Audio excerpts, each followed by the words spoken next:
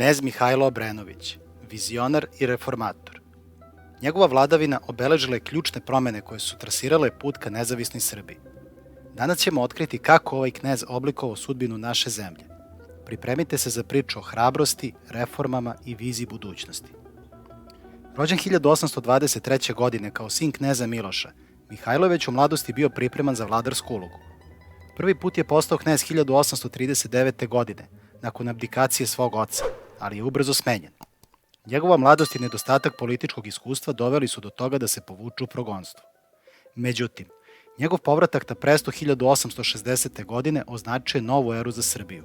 Ovoga puta Mihajlo je bio spreman da preuzme vođstvo i sprovede ključne reforme. Druga vladavina kneza Mihajla bila obeležena snažnim reformama. Modernizovao je srpsku vojsku, uvodeći savremenu obuku i naoružanje. Njegova vizija uključivala izgradnju železnica, puteva i mostova, što je povezalo Srbiju sa susednim zemljama. Mihajlo je takođe podržavao razvoj obrazovanja, otvarajući nove škole i podstičući širenje pismenosti. Njegov cilj je bio stvoriti jaku i nezavisnu Srbiju. Jedan od najvećih uspeha kneza Mihajla bio je povratak Beograda i drugih gradova pod srpsku upravu 1867. godine. Nakon višegodišnjih pregovora, osmanske trupe su napustile srpske gradove, a ključevi Beograda su svečano predati knezu Mihajlu. Ovaj događaj bio je simbol konačne emancipacije Srbije od Osmanskog carstva. Mihajlo je time ostvario jednu od svojih najvećih političkih pobeda. Knez Mihajlo imao je viziju o ujedinjenju Balkana protiv Osmanskog carstva. Sklapao je tajne saveze sa Crnom Gorom, Grčkom i Bugarskom, planirajući zajednički otpor.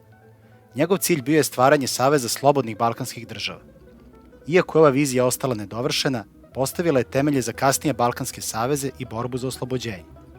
Mihajlo je bio dalekovidan lider koji je razmišljao o budućnosti celog regiona. Nažalost, Mihajlova vladavina prekinuta je tragičnim događajem. 1868. godine ubijen je u Košutnjaku pod još uvek nerazjašnjenim okolnostima. Njegova smrt ostavila je dubok trag u srpskoj istoriji.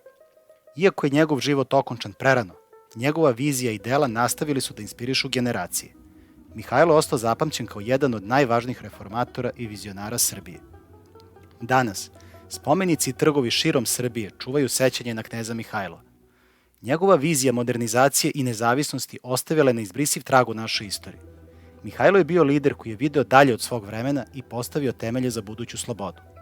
Njegov doprinos srpskoj državnosti i kulturi ne može biti zaboravljen. Sa ponosom se sećamo njegovog nasleđa.